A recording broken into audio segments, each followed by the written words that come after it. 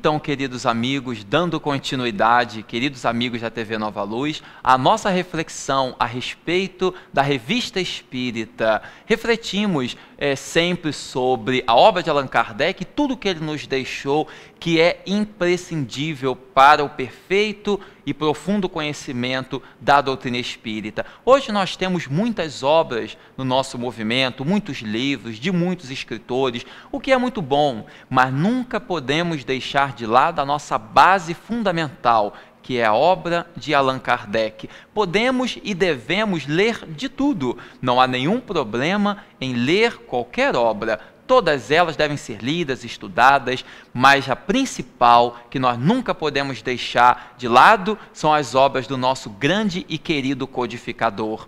Muitos companheiros leem muitas obras, mas se esquecem da nossa base. Nunca nos esqueçamos da nossa base central. Uma casa sem o alicerce, ela desmorona. Por mais belo que seja o alicerce, por mais bela que seja a casa, sem o alicerce, vai desmoronar. Assim é o nosso conhecimento filosófico, religioso, científico. Ele pode ser muito belo, mas se não tiver um alicerce seguro, o nosso conhecimento, a nossa emoção pode desmoronar. O nosso alicerce é o Evangelho de Jesus e a obra de Allan Kardec. Então mergulhemos o pensamento cada vez mais nesse alicerce e tudo o mais se tornará muito mais fácil de ser aprendido. Dando prosseguimento então, no mês de fevereiro desse mesmo ano de 1867, Kardec prosseguia nas suas reflexões. E o interessante é que as suas reflexões, elas não eram apenas no sentido da doutrina em si. Evidente que o foco era a doutrina, mas também daquilo que estava acontecendo na época, o progresso do pensamento na época, o progresso cultural, o que estava acontecendo naquele período. Muitas pessoas enviavam cartas para o nosso codificador, pedindo que ele esclarecesse conceitos, fenômenos que aconteceram aqui e acolá e que as pessoas não sabiam esclarecer e pediam a ele que dessem uma possível explicação. E ele procurava, dentro das informações que já possuía, as informações que ele possuía vinham das comunicações que os espíritos lhe davam e, concomitantemente, fruto das suas próprias investigações, dele e dos trabalhadores que trabalhavam com ele, das suas investigações, dos seus estudos, daquilo que ele fazia cientificamente e filosoficamente, somado ao que os espíritos lhe traziam, formavam um grande cunho de conhecimento brilhante que alicerçava a nossa querida doutrina. Muitos companheiros, então, lhe enviavam cartas pedindo que solucionasse conflitos, ideias, fenômenos que aconteceram aqui e acolá. E ele próprio recolhia informações que estavam sendo publicadas na época, nos jornais, nas revistas, que aconteciam aqui e ali, e ele então procurava projetar luz, sempre dando a ênfase no valor elucidativo e consolador que o Espiritismo possui. Na época, um belo artigo que ele publicou nesse mês de fevereiro de 67, intitulado Livre Consciência e Livre Pensamento. Aliás, um artigo dele, mas analisando uma outra questão que surgia na época, livre pensamento e livre consciência. O próprio título já diz, ele nada mais fazia do que enfatizar naquele momento ali a importância da fé e da razão que o Espiritismo trazia. A fé e a razão são duas grandes ferramentas da humanidade. Podemos dizer até, meus irmãos, que uma não vive sem a outra. A fé e a razão necessitam uma da outra para se completar. Porque se eu tenho razão, ou seja, raciocínio, mas não tenho fé, o meu raciocínio fica vazio, ele fica materialista, ele fica egoísta. Ao passo que se eu tenho fé, mas não tenho razão, a minha fé se torna cega, minha fé se torna frágil, a minha fé pode ser derrubada a qualquer momento. Então a fé precisa da razão, do raciocínio para se fortalecer, e o raciocínio precisa da fé para se espiritualizar, para se tornar altruísta, para se conduzir a Deus. Ele então naquele momento enfatizava a ideia da fé e da razão, que seriam dois pilares centrais da doutrina espírita. Foi a primeira doutrina, a primeira filosofia na história da humanidade que fez a fusão da fé e da razão, ou poderíamos dizer, fez a união da ciência e da religião, o que até então não existia. Não havia. A ciência e a religião, sempre houve grandes debates a respeito, e as duas haviam progredido muito até o século XIX, mas uma união entre as duas era algo dificílimo, impensado quase, embora tenha sido debatido por muitos. Allan Kardec fala, ele conhecia a história profundamente, a filosofia, a ciência comportamental, ele conhecia profundamente tudo aquilo que dizia respeito às ciências humanas, e também exatas, mas especialmente as humanas, e ele falava como que o pensamento de Descartes e de tantos filósofos do passado brilhantes, que muitos até já haviam tentado essa aproximação, mas aquele era o momento certo, no século XIX, para haver essa fusão, ciência e religião. E o Espiritismo conseguiu, através dessa união da fé e da razão, fazer essa fusão. Então, a partir de agora, os adeptos de uma crença religiosa, os adeptos de uma fé, não seriam mais cegos seguidores de uma crença, seriam questionadores, seriam debatedores, seriam pessoas que refletem em cima do que leem, em cima do que ouvem. Não serão mais os religiosos a partir dali, a partir desse momento moderno, e hoje no século XXI, no terceiro milênio, mais do que nunca, nós religiosos temos a obrigação de ser questionadores, de ser debatedores, de ser pessoas que mergulham o pensamento para conhecer, para duvidar, para discordar, o que é muito saudável, para que possa isso fortalecer a nossa fé. Não a discordância pura e simples que nega tudo, isso não é ciência, isso é descaso, mas aquela discordância natural de quem está conhecendo, de quem busca a verdade e que não quer ser enganado, e no meio do caminho naturalmente tem suas dúvidas, o que é legítimo. Isso é o estudo que vai fortalecendo a fé, vai fortalecendo a caridade. Kardec fala disso com muito brilhantismo. Um outro ponto também muito interessante que ele analisa nesse mês de fevereiro foi uma obra publicada naquele período chamada As Três Filhas da Bíblia. Um título um tanto curioso, As Três Filhas da Bíblia. O que será que isso quer dizer? Mas, na verdade, o escritor, na época, ele se referia nessa obra de que as três grandes filhas da Bíblia eram três grandes religiões, as três religiões mais influentes na humanidade, na época, e podemos dizer, até os dias atuais, que era o judaísmo, o cristianismo e o islamismo. Essas três grandes religiões que o autor na época diziam serem as três grandes filhas da Bíblia. Claro que nós temos hoje grandes religiões na humanidade, como o budismo, como o hinduísmo, que tem uma grande influência na humanidade, com milhões e milhões de adeptos. Mas Kardec analisou naquele momento o que essa obra, que foi uma obra muito interessante, publicada por esse escritor, que se referia dessas três grandes religiões.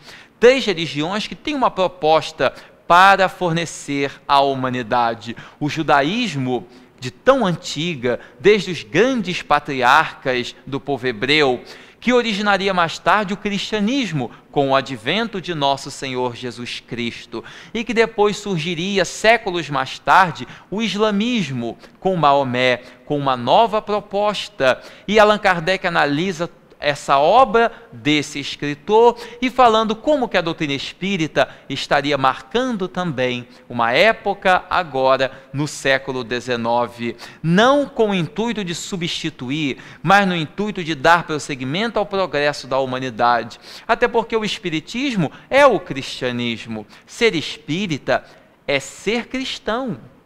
O nosso codificador diz com muita clareza, ser espírita e ser cristão é a mesma coisa. Prossegue ele então, numa bela análise, agora analisando a questão dos demônios.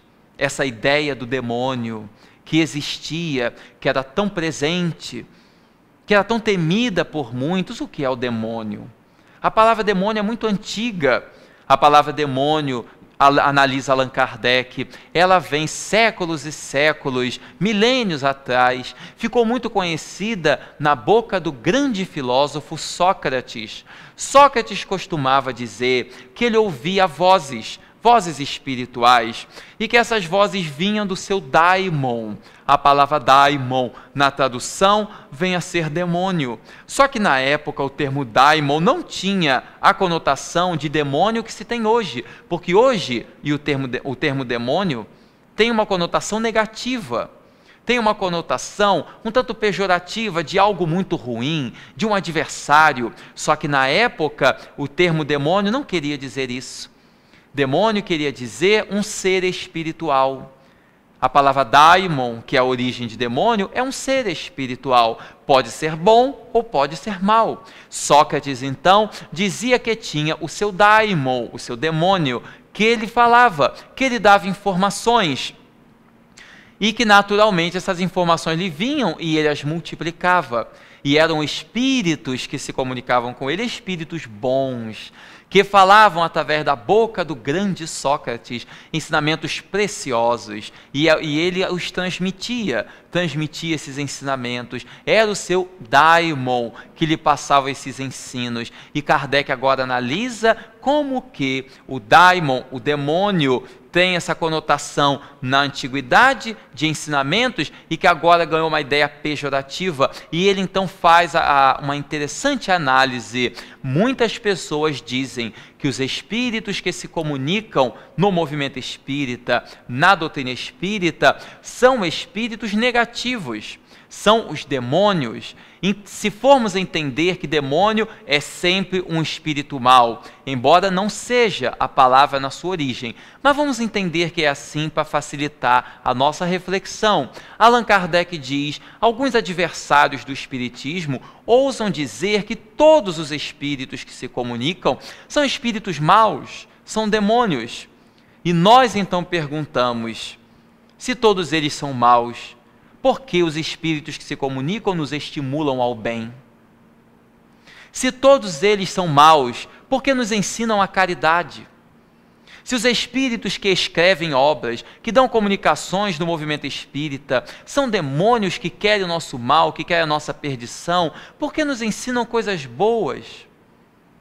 Bom, dizem alguns adversários do espiritismo que eles fazem isso para nos enganar, ensinando algumas coisas boas, mas que logo depois nos conduzem ao mal. Será? Eles passam a vida inteira nos ensinando ao bem, escrevendo livros, ajudando a fundar instituições de caridade, recuperando almas, livrando almas do aborto, do suicídio, da violência, da corrupção. Que demônio é esse que trabalha contra a própria causa? Não existem demônios, não existem seres voltados eternamente ao mal. Existem espíritos maus, como existem espíritos bons.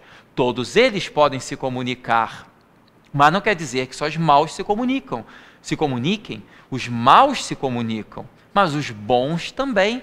E nós diferenciamos os bons dos maus pelo conteúdo que eles nos trazem. É pelo conteúdo que diferenciamos quem é bom e quem é mau. Então, espíritos maus podem se comunicar, mas espíritos belos, sublimes, podem se comunicar também. E pelo conteúdo que trazem, nós os diferenciamos. Allan Kardec então prossegue analisando a questão das mesas girantes. O que foram as mesas girantes que todos já ouvimos falar? Foram aqueles objetos que se movimentavam. Na época era muito comum se chamar a atenção de fenômenos espirituais através de objetos. Hoje nós vemos os fenômenos acontecerem de forma mais simples. Os médiuns escrevem os livros, por exemplo, os espíritos através dos médiuns escrevem, como acontecia com Chico Xavier, por exemplo, ou falam através dos médiuns. A comunicação ela é mais simples. mais objetiva. Mas naquela época era o começo de tudo. Naturalmente, o começo, tudo é mais difícil, como já dissemos. E então, havia comunicações através de objetos. Espíritos se comunicavam através de objetos materiais, objetos que se movimentavam, que se mexiam sozinhos, que faziam barulhos. E que barulhos eram esses? De onde vinham? E se percebeu que vinham dos espíritos, que eles conseguiam provocar esses barulhos. E uma das coisas que mais aconteciam nesses objetos eram mesas que se movimentavam sozinhas e que acabaram ganhando o nome de mesas girantes. Foi o princípio dos estudos espíritas. Curioso, não é, meus amigos? Uma doutrina tão bela, tão sublime, começou a partir da observação de mesas que se movimentavam sozinho. Curioso, não é? Como que algo tão belo começa de algo tão simples? Mas tudo na vida é assim. Coisas grandiosas começam de forma simples. Jesus revolucionou a humanidade e ele era simples. Isaac Newton, com a lei da gravitação universal, mudou o rumo da ciência. E começou de forma simples, vendo uma maçã cair da árvore. As coisas começam simples para adquirir grandes proporções. Através das mesas girantes, que eram um movimento simples, percebeu-se a atuação dos espíritos, começaram-se as investigações, os diálogos com eles, a produção de conteúdo e, a partir daí, o espiritismo começou a crescer cada vez mais. Allan Kardec, então, fortalece nesse espaço do mês de fevereiro de 67 essas preciosas reflexões para todos nós, prosseguindo nesses estudos belíssimos e nessa evolução do espiritismo e do movimento espírita que nós temos a honra de acompanhar quando mergulhamos o pensamento na sua obra. Continuamos juntos com Jesus e com Kardec no coração. Até breve.